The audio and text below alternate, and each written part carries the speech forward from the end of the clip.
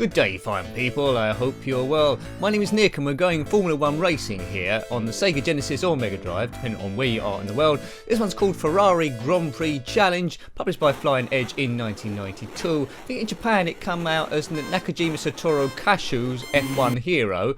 That was the second in that series, the first one was top down. But anyway, this one is called FERRARI Grand Prix Challenge. Selections there, you can do a championship, practice or time attack. We reviewed quite a few, what should we do? We've reviewed quite a few good Formula 1 races on the Mega Drive. It's a wash with great ones. I'm hoping this is another of those. F1 World Championship was good. Nigel Mansell's World Championship. Check out those reviews if you can. Super Monaco Grand Prix. Ayrton Senna's Super Monaco Grand Prix 2. Haven't looked at Virtual Racer yet, so maybe we need to have a look at that, because that's held in quite high esteem. So let's see what Ferrari can do. Now, Satoru Nakajima never raced a Ferrari, so it's a bit of a reskin, and I would have thought the Ferrari licence is harder to get than the Satoru Nakajima licence, but anyway, let's find out. You start off in rank D, which is the slowest cars. These are all made up cars. I think if you go up and up and up, you can suddenly get to rank A, I think. So it's all about the gameplay really, seeing how the thing races. We start off in beginner, we can have a, well, it's qualifying then the race. As you can tweak the car to your heart's desire, but from what I've seen, it's very, very arcadey, this one. Different types of engine, we're going to have it in automatic gears, hopefully that's selectable. I think it starts off on that, and then we'll have a bit of F1 fun. At the time of recording, the coronavirus is everywhere and the Formula 1 season is in complete disarray, so the only Formula 1 you might be watching is either repeats or people playing games, right? Qualifying! It's cockpit view, it seems like we're quite far away, and it isn't using much of the screen. Look how much of the screen is being used up with the timing, I'm not a fan of that. Engine sounds are acceptable. Scrolling is acceptable. It's a little bit basic. Right, okay. So it's all about learning the learn about the road holding. I turned in a bit too early there. So best laps up the top. Then underneath is your lap time. I think we get 3 laps to try and prove ourselves. It's 2 or 3 anyway. You can make pit stops in this game, but as you can see, it's very arcadey at the moment. I'm not liking it a great deal, but maybe it'll rub off on me. Super Monaco and Monaco Grand Prix were heaps and heaps of fun, as was Formula 1 by Domark, or Tengen if you want. A little bit of undulation here, it's good to see. Be interested to see what the racing is like, but you know, they made the car the wearer here. The Formula 1 race where there's a line down the middle of the road. Why is that happening? That had only happened down main freeways, and a rumble strip all the way round, which is common with most arcade games. So arcade rather than simulation here. Don't worry about clipping the apex of the corners. Oh man. And don't worry about crashing, because it'll just cost you time, the engine won't explode. So it looks like there's a speedo on the left. This is a 4-gear automatic, can run 7 gears, or it's probably get a bit of speed out of it if you want to go for manual gears. So what's that? 1 minute 07 we need to beat. If I just keep it on the track, that'd be fine. There's a map up the top right, but you can't really glance on that because you're trying to focus on quite a small bit of the screen. Yeah, but you do get warnings when bends are coming up. You see flashing up in the middle, it will show like left or right, a bit like if you had, there we go, so that's a tight bend coming up, a bit like if you had a co-pilot in a rallycross or something. I'm not liking this. If you had this one back in the day, let me know. It looks a bit too basic. I'm wanting a bit more, but it might catch up a little bit in the racing, but initial thoughts are a bit meh. As I say, when it's the competition for Formula 1 races on the Mega Drive at least is really, really high. There's some top-notch super games there. So if you put out something average, even though it might not be a bad game in its own right, but if you put out something average, it's going to get savaged, and I do fear this is what I'm going to do here. As usual, if you agree, comment below. If you disagree, comment below as well. This might be one of your favourites, because this is my first go, and you know, there could be bits that I'm not quite getting. 57.9 as we go into the 3rd lap. I'm easing off quite a bit round the bends. Maybe we can fly around. That's the problem I made first of all on Super Monaco, where the road holding was brilliant on that racer. Didn't need to slow down that much at all. Here, scenery is sparse. The horizon is lazy. Standard clouds. Let's try. I might do a lap without coming off the track, maybe. Right, 57.9 to beat. Hopefully my opponents are doing similar times, and then we can have some quite competitive racing. Because sometimes you can get an average racer, but if you feel like you're in a true race, the excitement still holds as you try and get ahead of anyone. A lot of racing games make the problem where either the opponents are too good and they just race off, or they're not good enough and they're just in the background.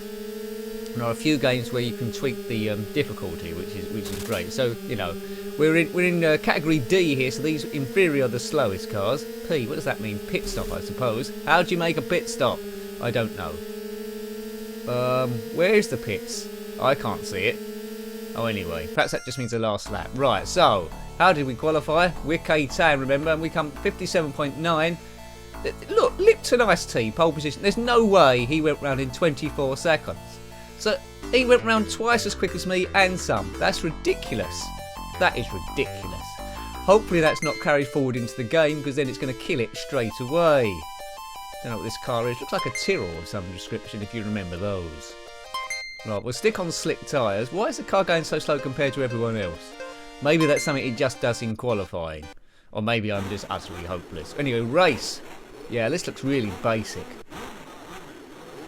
Engine sounds probably the best when it's starting up at the start. Off the call, that was a jump. Right, crashed there. Get round here.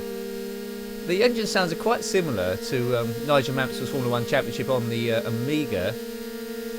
Right, yeah, I mean, do check out those other reviews of those Formula 1 games I've said, because, you know, they knocked this one.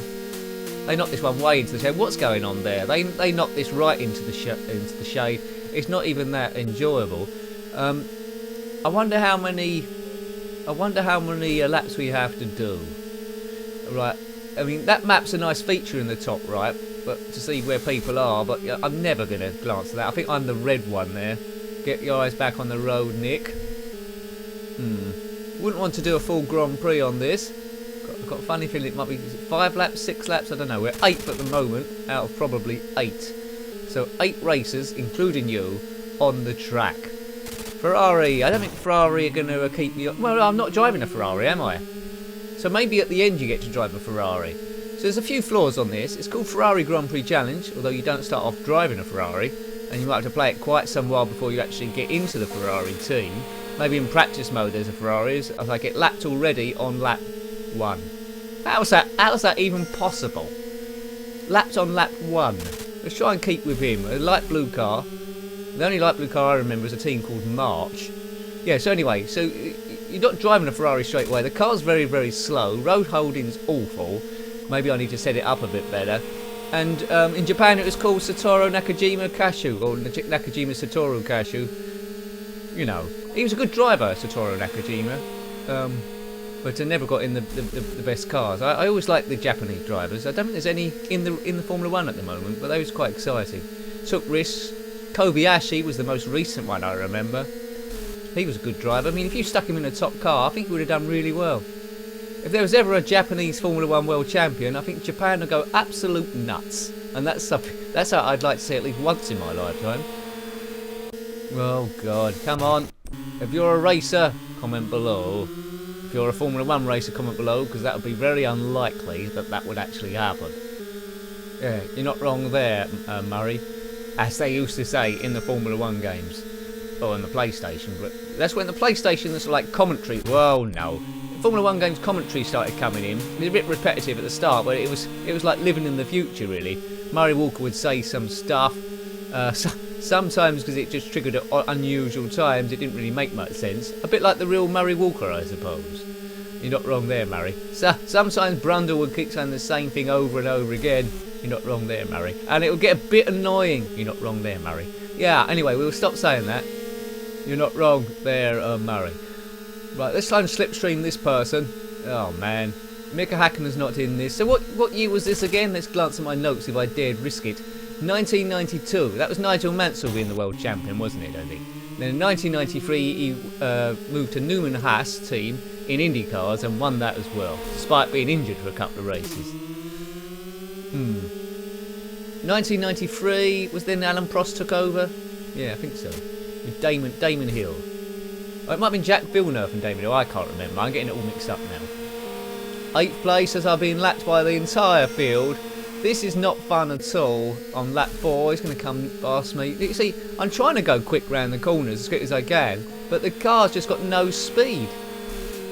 You see, there's an indication above you when there's a car close by, because you can't use those really small wing mirrors. You might have seen that. Game at the moment for me is utterly hopeless.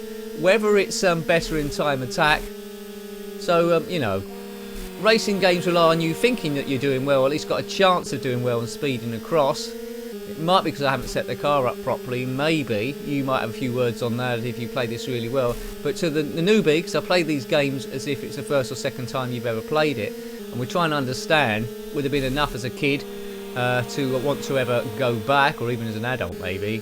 And the answer to that is, with so much other choice available, other Mega Drive Formula 1 games, no, I'd never come back to this ever again. You know. And that's just the truth of the matter. Harsh but true, but it's such a competitive genre. I'm not sure, I don't think this has got a license, has it? Because there's no real name drivers in there, and the cars don't seem recognisable. Whether you do get to drive that Ferrari at the end, I don't know. But yeah, I mean, so I say that blue car went past is a March, and the dark blue was Ligier. Ligier might have ran around in 1992. I don't think March were. I think they were just for a few seasons, I think. Right. As I say, I do like the engine sounds when the car goes past, but yeah, it's not a good example of what the Mega Drive can do. Feels a bit lazy, a bit laboured, and excitement just isn't there. With each lap that goes round, I'm hoping it's the last lap as we come to lap 5. Well, this is lap 5, lap 6. The quickest lap was lap 2 on 58.74. My lap times are going to vary wildly. Yeah. So, you know, there's going to be quite a few races in this one. But if I had to pick a Formula 1 game, I'd check F1, a World Championship Edition. I'd probably choose that one. That's really cool. Or Ayrton Senna's Monaco Super Grand Prix too. But there's a lot of good ones. I'm really looking forward at some point coming to Virtua Racing. That's all with polygons. That should move quite fast. I think there might be Mario Andretti's racing as well. Might be a Nigel Mansell-Newman Haas one we need to come to. But all in good time. All in good time. I'm sure we'll come to it. One thing I can tell you is for sure, we're never going to run out of games to review. Well, I say that. Spectrum we're probably never going to run out. And Commodore Amiga, less games about than Spectrum, but still loads. Mega Drive, I think it had a limit, didn't it? Because most of them are like big production games. So yeah, we might run out of Mega Drive games, but this is a bit where you might tell me there's over 1,000, and then we probably won't do. 1,000? I think at time of recording we've only done just over 100, I think. Hooray! So do check out the Sega Mega Drive playlist. There's a few Formula 1 games in there and a few other bits and pieces. But I do like racing games the most, so you might see that I reviewed quite a few early on. The Lotus games were quite good on the Mega Drive as well. I prefer them on the Amiga as Test Drive 2 also, but you know, you can't beat a good bit of racing. That reminds me, I still haven't had time to play it yet. I bought online Wreckfest, I think it's called, on the PlayStation 4 quite cheaply. You need to have a look at that. Occasionally we look at a PlayStation 4 game, it doesn't happen very often. Because we're all in mainly to the retro stuff. Right, as we go on to lap 7, it's going to be 10 laps, isn't it, this? Unless it's 8 laps, unless it's 9 laps. Well done, well covered. You've covered absolutely everything. Who was driving for Ferrari in 1992? Was it John Alesi, Gerhard Berger, Nicola Larini, Mika Salo? I must have hit one of them. Rubens Barrichello? I don't think, it was a bit early for Rubens Barrichello, wasn't it, 1992? I think he started racing a bit later on. Right, okay. I'm trying to think now. Ferrari, who was round about then? Definitely not Prost at that sort of time. Alonso went there a bit later after the Schumacher years. Didn't really get the championship. He's a bit unlucky, Alonso. Arguably one of the greatest drivers ever, but only 2 championships. Comes second a lot. He's been unlucky with his career choices. One might say they're quite poor choices. Went at Ferrari, hoping to win the championship loads of times over. Never happened. They was always like number 2 all the time. Then took a big risk going to McLaren, because they had the Honda engine. We're going to have it the following season. I think they'd be good. And the Honda engine was absolutely terrible, and they was in a hole for years.